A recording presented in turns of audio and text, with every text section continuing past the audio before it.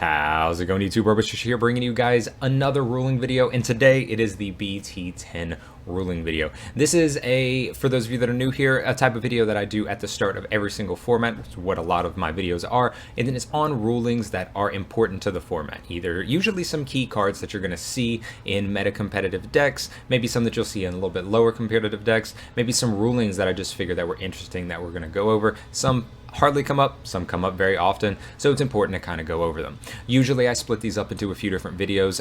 I will probably do the same thing in this video. We're not going to have everything. There is one specific thing that I need to go over in a separate video that I will tell you guys as we go through the video about that one. But with all that being said, thank you so much for watching the video. If you are new here, subscribe to the channel, leave a like, leave a comment down below about some ruling questions that maybe I don't answer in this video. Without further ado, let's go ahead and hop on in to the BT10 rulings.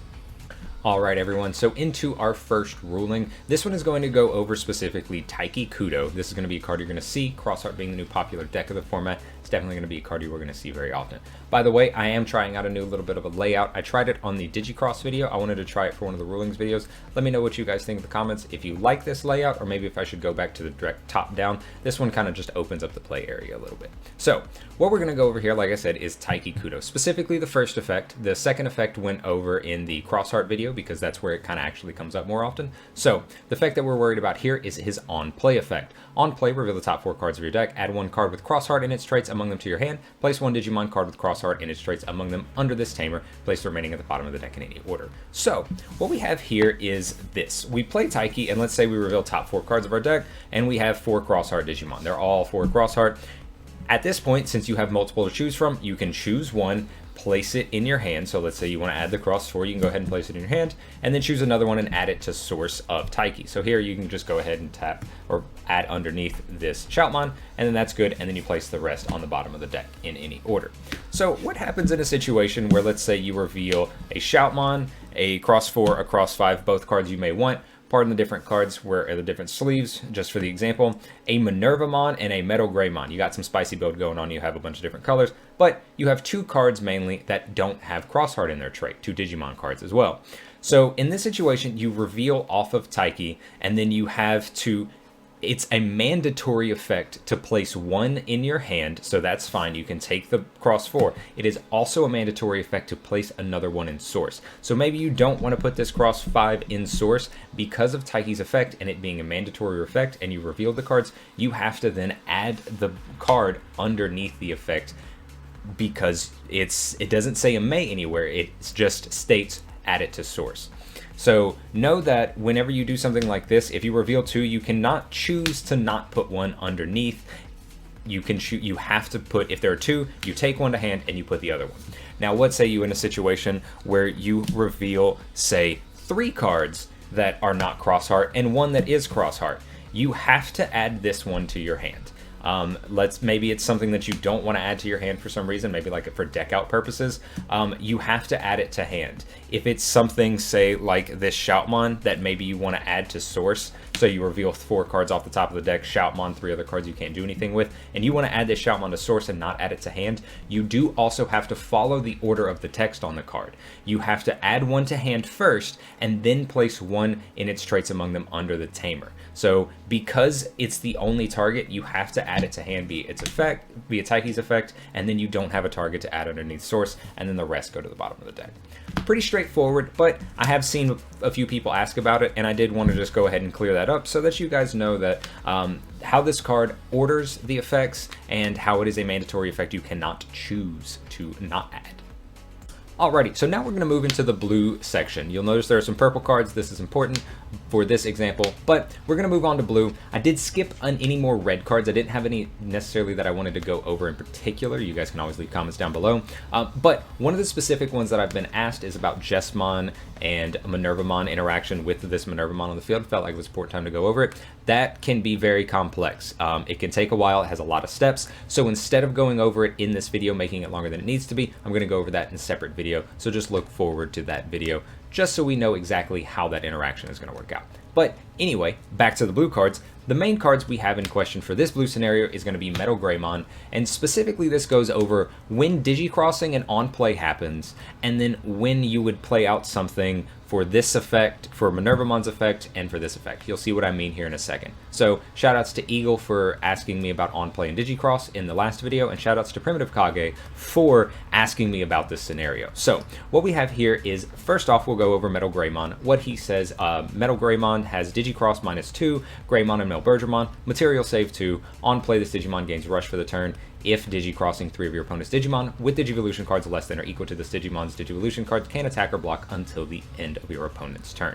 So in this situation, that's player A. Player B will have Minervamon. Minervamon, all that we're worried about here, states, opponent's turn, when an opponent plays a Digimon, you may play a level 4 or lower Digimon card from your trash without paying its memory cost. We have a Madleomon here in trash. This doesn't matter. We're not going to worry about any of its effects. We're only going to worry about the fact that it is a level 4 that can be played out via Minervamon's effect in trash. So what we're going to do here is we're going to go ahead and declare that we're going to play the Metal Greymon. This is the point where you would Digicross, so it happens before the on play. So we'll go ahead, Metal Greymon, declare Digicross, you Digicross, pay your memory, reduce the memory cost by 4 for each, 2 for each. Now you've played it for 3, and now Metal Greymon's on-play effect triggers. At the same time, Minervamon's opponent's turn effect triggers. So they both trigger at the same time. So the question comes up, when you do this, are you able to go ahead and play out the Madleomon, and will it be stunned by the Metal Greymon? That was the question I was given. The answer to that is no. So since both of these trigger at the same time, as turn player, you have the priority to activate your effect. So it's at this point that you activate the on-play effect of Metal Greymon. In this situation, you only have the Minervamon on field, so it will stun the Minervamon, and then you'll go ahead, pass priority back over to your opponent's player. It's not really passing priority, but now that player A, as turn player, has resolved all their effects, non-turn player gets to resolve their effect. So in this situation, now Minervamon will be able to play out the Madleomon via its effect, and then it will the chain of effects will end. So at this situation, the Madleomon is not frozen by the effect of Metal Greymon because it was not on the field when its effect had to activate. Alright everyone, so into our next blue interaction. This is going to involve Blazing Memory Boost. Now, there's a couple of erratas that need to happen to this card. One of them is officially announced because it is small. The other one is based on the Japanese. So what we have here is main, reveal the top 6 cards of your deck. Now, this is the part that I'm going to read the English version and tell you where it is incorrect, or the current one that's on TCG Plus and what's incorrect. Add 2 cards from Blue Flare in it with Blue Flare and their traits among them to your hand. Then you may play 1 Kiriha Aonuma. The non-pre-release stamped one says Christopher Aonuma. They're the same card. Among them playing without its memory cost, place the rest of the bottom of the deck in any order, then place this card in the battlefield. Now, I did say that the other part that is incorrect is add 2 cards with Blue Flare. What's supposed to say there is you may add 2 cards with Blue Flare, and then you may play Kiriha from them. So in a situation where you decide to not add the 2 cards, because it's supposed to be May, you decide not to add the 2 cards, you will also not be able to play the Kiriha. So what I mean by that is, let's say we reveal this, 2 Davis, a Kiriha, 3 Blue Flare cards. You decide to not add these 2 cards, 2 Blue Flares to your hand, you will not be able to play the Kiriha without adding the 2 Blue Flares. So that's an important thing to know. It is double optional, double May, but it doesn't say that in the English card, but the Japanese does list it as a double May. So just know that. The other part is whenever you have a situation like this, the way the card normally works, you add the 2 Male Bird, you add like Male Bird and Greymon, the rest go to the bottom, or you have a Kiriha, so you can go ahead and play the Kiriha, and then the rest go to the deck bottom in any order of your choosing. But what happens in a situation where you only have Kiriha, a Metal Greymon, and then say something like this, 3 Davis and a Minervamon. So you have only 2 Blue Flare cards. You decide to take the cards, you decide to opt into it and not just throw them all to the bottom, and you only have the 2 Blue Flare. Since you have to add the 2 Blue Flare cards, and it's not an up to, so you have to add both, you have to take Kiriha and the Metal Greymon to your hand, and since the Kiriha was taken to the hand and is not in any more of the revealed cards, you cannot play this Kiriha that you took to your hand, because it has to be one of the cards not grabbed to hand. So just know that if it's only Kiriha and one other one, it has to be added to hand. You are not allowed to just choose to take the Metal Greymon, leave the Kiriha so that you can play it via the effect of Blazing Memory Boost. Alrighty everyone, so into our yellow rulings. This one is going to be a doozy. It's going to be a big one. It has a lot of interactions that I'm just going to get over since they all involve the same card. Here on our field, let's say we have 2 security. This doesn't matter, just some amount of security. We have a level 5. I have Taomon just for reasons. And then we are going to, the main card we're going to worry about here is Sakuyamon Maid mode, or Miko mode for those of you who prefer the Japanese. But what this card does, for those of you that don't know, is when digivolving, you may use one option card with plugin in its name, or that is yellow and has a memory cost of 5 or less from your hand without meeting its color requirements or paying its cost. Place the option card using this effect on top of your security stack face down instead of placing it in your trash. Then it has a when attacking effect that we're not going to worry about here. So what happens here is a couple of different interactions. We're going to go over the first one. In my opinion, it's the simplest. So you're going to digivolve into Sakuyamon Maid mode. This will activate its effect to use an option card with plugin, or that is yellow and 5 cost memory. We're going to use a yellow memory boost. So for those of you that don't know, the memory boost basically just search the top 4, you take a yellow Digimon from among them, and then you place it in the battle area. So in this situation, what happens? Maid mode tries to put the used option card in your security face down. But in this situation, an option card like Yellow Memory Boost has a security, or has a delay effect where it goes to the battle area instead of going to the trash. So in this situation, you will use Memory Boost, and then it will finish resolving its effect, placing itself onto the battle area. But since it is in the battle area, that was its destination and not the trash, it isn't sent to the top of the deck. This is partly because of, mainly because of how the card is worded. Not only do you have to finish resolving the effect of the option first and activating it properly, but since it goes to the battlefield, it does not go to the trash. You'll see there at the end, it says place it on top of your security stack instead of placing it in the trash. Never goes to the trash, and never actually so it can't actually go to security, not to mention that it also places itself on the battlefield. Now the second card that we're going to go over in this scenario, the first one being that, the second one is going to be Tactical Retreat. So Tactical Retreat, for those of you that don't know, simple card, old one from BT8 or BT4, basically just says whenever you use it, target one of your Digimon, place it face down as the top card of your security stack, and then that's it. This card goes to the trash. So what happens if you digivolve into Sakuyamon Maid mode and then use Tactical Retreat targeting Sakuyamon Maid mode? So in this situation, you go ahead, you digivolve, you use the option card, and it is already in effect. You've already activated the effect of Tactical Retreat. So what happens here is Tactical Retreat will take the Maid mode and then place it as the top card of your security. Now, the Tactical Retreat is still under the effect of Sakuyamon Maid mode. So since it would normally go to the trash at this point, instead of going to the trash, it will also go to the top of the security stack, right on top of the Sakuyamon. Because remember, you have to you activate the option card, and then instead of going to the trash, it goes to security. So you activate the option, target Maid mode, put it on top, and then you put it on top afterwards. So not only does it not do Tactical Retreat first, then Maid mode, it is Maid mode goes, and you still add Tactical Retreat to the next card of your security stack. Even though Sakuyamon is no longer there, it is still under the effect. It's processing through the effect to use the option and then place it in security, so that is how it works. The last card is going to be kind of a mix of interactions here. So what we're going to do is we're going to digivolve into Maid mode, and then we're going to use Sunrise Buster. So for those of you that don't know, Sunrise Buster is a card that is a red-yellow from BT9. Because of Maid mode, as long as it's a yellow, so it is a yellow option card, it is dual yellow and red, you can ignore its memory cost, or its color cost, because it's at least yellow, and like it says, you can ignore its color requirements or paying its cost. It states, you may play a yellow or red tamer from your hand without paying its memory cost, then one of your opponent's Digimon gets minus 3,000 for each yellow and red tamer you have. Yellow and or red tamer you have on the field. So here, Maid mode will go ahead, use Sunrise Buster. You still have to finish resolving the effect of Sunrise Buster, which lets you play down the TK. Finish using the effect of Sunrise Buster to give whatever negative DP. Now, since it's going to go to trash at this point, because it's under the effect of Maid mode, it'll go to the top card of your security.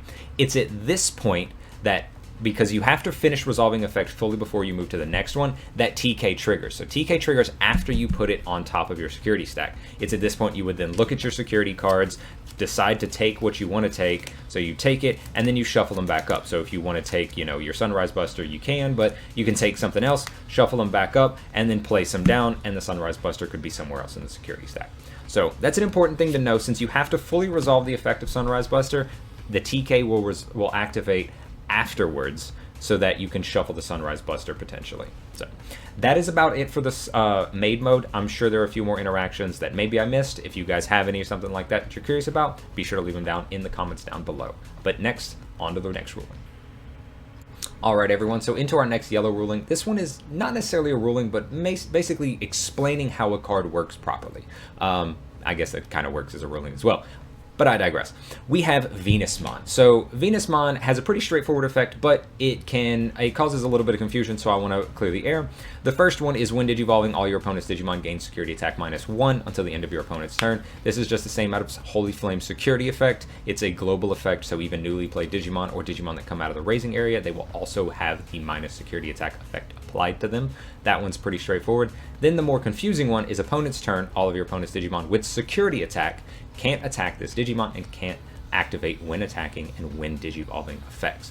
So that's the part that's confusing. What is security attack? Well, security attack is basically any security attack modifier. Does it have security attack +1? Does it have security attack +2? Does it have security attack -1 or 2? All of those, as long as it has any modifier, they cannot activate their when attacking and when digivolving effects, and they can also not attack Venusmon. Also, to add to that, those effects will not cancel out. So what I mean by that is if they have security attack -1, say from her when digivolving effect, and then they have an effect that gives them security attack +1, so now they're back at neutral, they are under the effect of both security attack modifiers. So they are under the effect, they have a security attack. That means that they are not allowed to activate their when digivolving, when attacking, and they are not allowed to attack Venusmon. If they have no modifiers and they do have a neutral security attack, so they are able to deal damage, then they can still attack, they can still activate their when attacking effects, so on and so forth, but they cannot do them in, if they have any modifiers, they can't. Now, another thing to mention is this is a continuous passive effect that is always being applied and always being checked. So let's say you have something happen like a War Greymon from BT10 that gains security attack +1 when digivolving. It does not have any security attack modifiers before it digivolves. So you digivolve into War Greymon, the when digivolving effect to gain security attack +1 will happen first. So it will trigger, activate, gain security attack, and then let's say it has any when attacking effects, those will no longer be able to apply and you can no longer attack Venusmon. Another situation that can happen is let's say you have multiple when attacking effects, and one of them, this is just like a theoretical thing, there's some effect that applies, and you have no security attack modifiers. You attack security and you trigger, say, 3 different when attacking effects. In that situation, the first one that you activate gives you security attack +1 for some reason.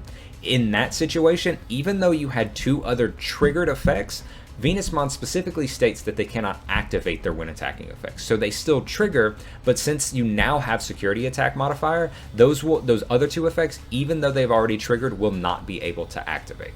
So now, I will say, if you declare your attack at Venusmon first, and then gain the modifier, she can't negate the attack. You've already declared the attack before you gain the modifier, so you will still be able to finish the attack, but the rest of your security or your when attacking effects will not be able to activate. There's another situation that I have that I will go over in a later video as soon as I get some confirmation back, but just stay tuned for that. I'm not going to worry about putting it in this video just yet. Primitive Kage knows exactly what I'm talking about. If you're watching this video, shout outs to you. He also asked me about a few of these interactions, so I felt like it was good to give him a shout out here at the end. Alrighty, so this next one's going to kind of be another explaining how a card works, just so people know exactly how it affects the card. There have been a few other effects like this, but I felt like it was important to go over because people are going to be interested in this card itself. So in this situation, what we have on field is a suspended a Jotamon, and then we have a Palmon in play. So in this situation, the card that we're going to go over here is Bloom Lordmon. We have a Bloom Lordmon in hand. Bloom Lordmon, for those of you that don't know, card new to BT10, states, when digivolving, you may suspend one of your Digimon, then gain 1 memory for each suspended Digimon with Vegetation or Fairy in their traits you have in play. If you gain 2 or more memory by this effect, unsuspend this Digimon, it gains Piercing for the turn. Your turn, for every 2 suspended Digimon you have in play, this Digimon gets plus 2000 DP and Security Attack plus 1. So we have a suspended Ajatamon, and then we have a Palmon. So what we're going to do here is we're going to Digivolve into Bloom Lordmon. Bloom Lordmon will be suspended.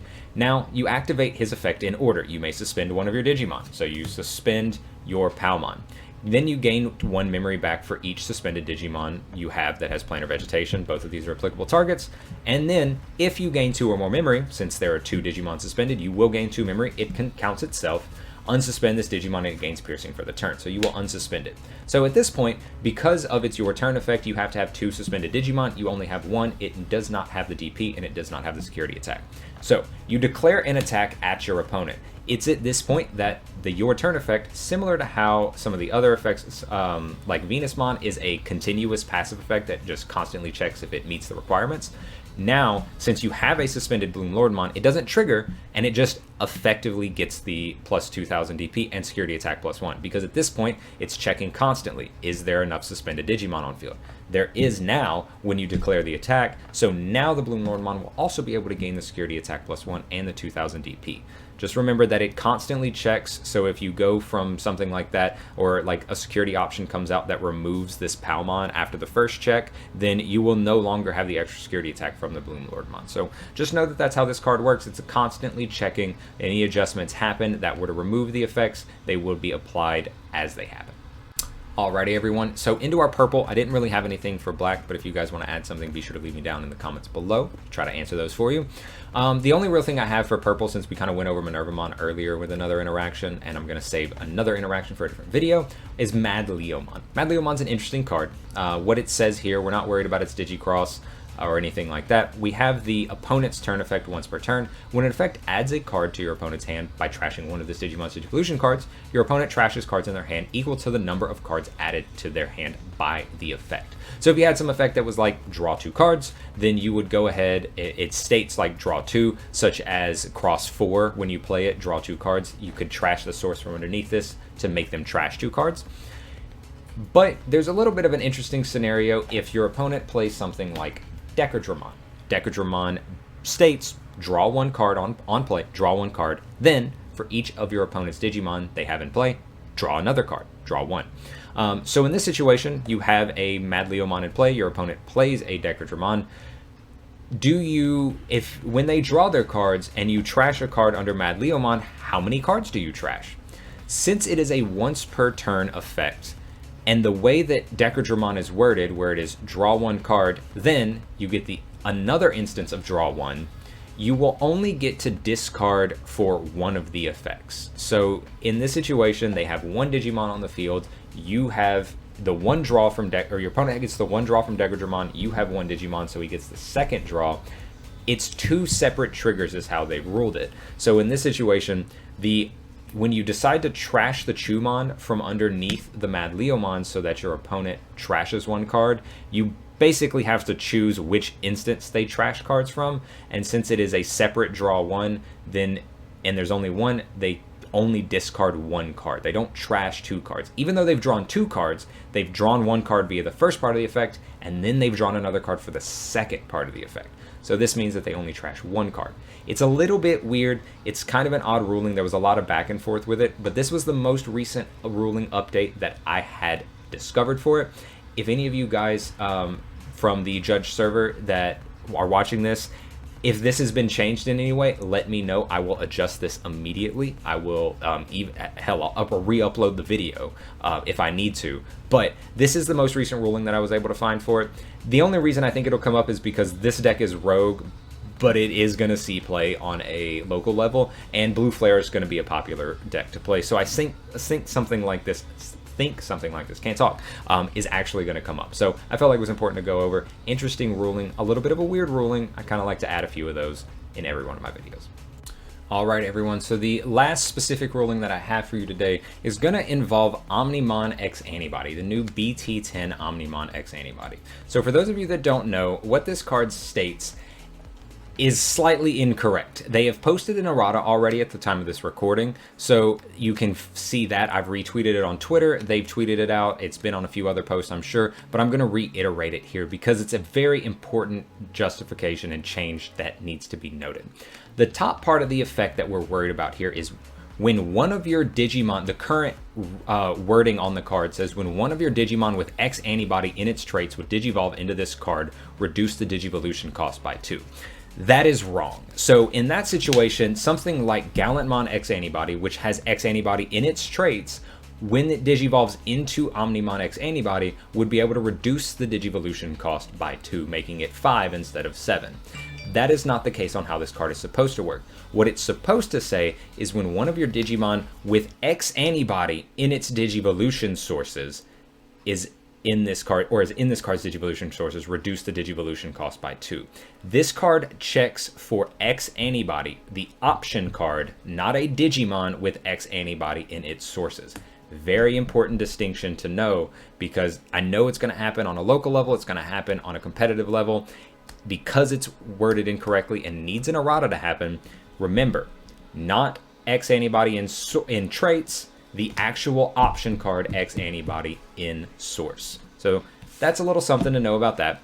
The other part of the effect that I wanted to go over has nothing to do with an errata, but with an old ruling that got spread around when this card was revealed in Japan, and I wanted you guys to know that that ruling no longer applies, because I've had a bunch of people tell me that it still does. So what that ruling involves is it's when Digivolving and when attacking effect.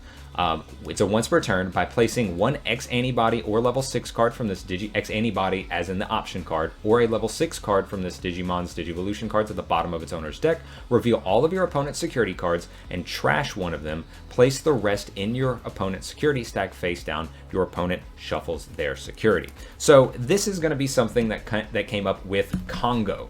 What happens if your opponent has Congo in play? It was an old ruling that whenever it came out, where that said when you revealed the cards for X antibodies effect, they were removed from security. That is not the case. They are revealed. It is different. So when you use this effect with a Congo active, and your opponent reveals all their security, and then you trash one of them, the rest don't get put back in security. They are revealed and then shuffled and then placed in, like, reorganized in security, basically. They are not removed from security in its entirety, meaning that if they were trying to be placed back by your opponent's effect, aka Omnimon X Anybody's effects, that they would just then not be able to and get trashed. So just know that if you have an active Congo, you use this. You only trash the one card revealed by his effect, not all of the revealed cards, because they're not removed from security and it's not re-adding cards to security, it is just revealing them. Old ruling, been around for a while, it got spread around. I want to make sure that that misinformation does not continue, so just know that no, you do not trash all the security with this effect with an active Congo. Alright guys, and that is going to be it. That's all I have for you. There's a few other cards to go over, you know, maybe some interactions on how the timing of Minervamon works, how Jesmon and all of its playing Digimon with Minervamon and all that happens. What about Sistermon CLBT10? How does that card work? Since all of those cards are involved in this very complex interaction, I'm going to go over those in a separate video. So we're not going to worry about putting those in this video today. That's going to be a separate video. It's going to be a little bit of a long one, require a lot of editing, and I'm not going to shove all that into this already long video and bore the death out of you guys. So with all that being said, thank you guys for watching to the end of the video. I love doing these rulings videos. It's glad to be back, being able to do some of this content for you. Hopefully have some gameplay and stuff like that in the future as well. If you guys are new here and enjoy the content, be sure to subscribe to the channel. If you are new here or have been around for a while and you like the video, be sure to leave a thumbs up on the video. It helps a lot. Leave any comments down below about any other questions maybe that I didn't go over that I haven't mentioned I'm going to try to go over in the future. I'll try to get to those as soon as possible. And then if you want to know when my videos go live, be sure to hit a notification bell on the channel, and then you will be able to know anytime I upload a new video. Again, guys, thank you so much for watching to the end of the video, and I'll catch you in the next one. Peace.